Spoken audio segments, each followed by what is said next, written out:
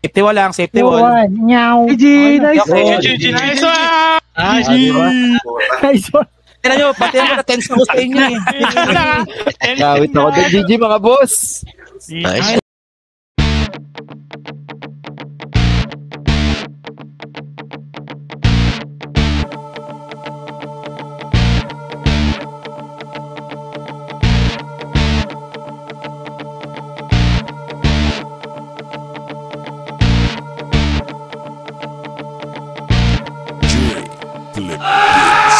O ano na mga status kay palag-palag din. Puro post na lang sa Facebook, asan bayag nyo men? Mga iyakin, ba't ko pa hihilingin? Wish mo yung mukha mo puta, wish kang sapakin. Tabang-tabangan ng dating, porkit merong abating na kumukonsinti sa inyo, kalawang bodjing. Batalyong walang bayad, nasagad sa kakupalan. Bastos ang residente kung bastos ang kapital. Abaton ka magaling, imbis itama ang mali. Pinagtatanggol mo pa, nakikinabang ka kasi. At sa'yo is bebe, anong kagaguhan yan? Tinitira ang salba, gustong umugong ang pangalan. Karir lubog na ba kaya sila pinasisikatan mo? Papansin ka masyado, ako ang tatabas sa'yo. Di na kailangan ng pang-anim na banta para gumiba. Kung sa unang papala pa lang ay demolisyon na. Walang palagang mga ex noong kami na bumira. Pagkatapos niyang namakyo naglaho parang bula. Sabay labas na mga kuya niyang mga bida-bida na nagmistulang kalasag habang pinapaulan ng bara. XB ang pinupuna pero kayo ang sumalo. Isang baluga, ilong, bonjing at unga. Kamusta na, meron ba tayo dyan? Sa laki ng yung mata, tanaw mo na si kamatayan. Pumunta sa bista mo, tapang-tapangan tangina. Korte supremo ang kalaban mo, wala kang nga pila. Mga kanta mo nalikha, puros di maunawa. Lyrics bilang nagdala para lang maintindihan. Makadispak lang, puro naman padaplis. Basura ka sa larangan na dapat ay winawalis. O metal ka diba at saka marunong kang mag-rap. Kaya Henry Chili naguhubad sa harap. Laman na nabas, pwedeng makilabas. May baboy lang ako, bakukuluin sa bayabas. Akala mo ba makakalimutan kita? Akala mo lang yon putang ama ka. Bakit tatanong mo ba kung tinira kita? Sa kanta panulubos, bakit obvious ba? Eh dati pa naman ay hinahamon na kita. Kaso di makapalag kasi duwag ang tangina.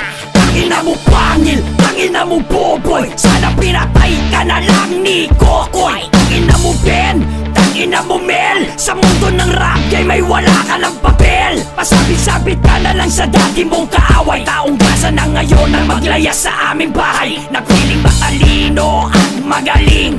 Putang ina mo pinapasabi to ni King. Putang ina mo pinapasabi ni Amon. At ang ina mo kung nasan ka man ngayon. At ang ina ba, hindi pa to tapos. May ataso ka pa sa akin, ako'y manunubos. Naaalala mo pa ba pati yung ex ko? Pati ex ni Crane na nilalandi mo.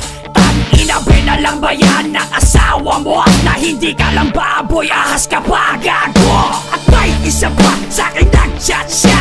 Galit na galit ang putang ina. Gumawa ng issue ang tanginang to. Kesyo sinasabi ng rape daw ako. Gago, kahit na ipagtanong mo, ako ang nire-rape dito sa lugar ko. Maninira ka na lang, ang dami mo pang gimmick. Kainin mo mga sinabi mo sa Dear Critics. Kumusta na dating kapatid? May mensahe akong iyahatid. Saan ka ba natutong mag-rap? Sinong unang tao ang hinarap?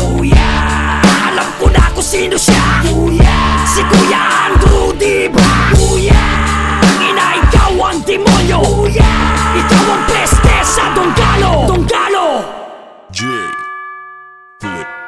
Sige, simulan nyo na makinig sa mga nagsasabing hindi namin kayang gawin ang mga estilo ng mga iniidolo nyo. Isip nila sa kami to kung para sa galawang old school iho. Nasindak ba namin kayo sa part 1? Puto pa na pa kaya itong part 2? Kung sa kami sumabak sa rangbula, kung ano-ano pa sinasabi ng ilong na to. Gusto ko lang liwanagin ang sinasabi ni Ilong. May rekrutan daw nagaganap, nagkamali ka to. Putang ano ba akala mo ikaw lang nakakakaya na magbabilis? Malihis naman ang tira, manifesto ng taples, kapanes ka na best. Sa katadaan mo dito sa liga. Bakit wala na bang kita? Malang malaos na artista, tayong extra lang sa pelikula, pero ngayon nakikisimpa siya. Sumusaw na si ilong kasama si Ungga, kaya pwede pa arbor. Ito ba yung hinahangaan nyo? Halimbawa ng mga konsentidor. Tumatanda na kayo, pabaliktad. Umisa kayo ang magturo sa mga anak-anak nyo, pero hindi panay pa rin ang konsente panay sa tanggol. Kahit na alam nyo na nga may mali. Oh, eto na, nagawa na namin ang pinagbabayabang nyong skills. Mga kosa, puta basic, iba pa rin talaga ang tugtugang boots maniwata. Anak ng tupa, makapagsalita ka, alam mo di gumagamit ang mura. Tanginan nyo, makinig na lang muna para makita kung sino sa atin balahura. Mga bulbul na mga kupal pa, para mga bara nyo matuman na.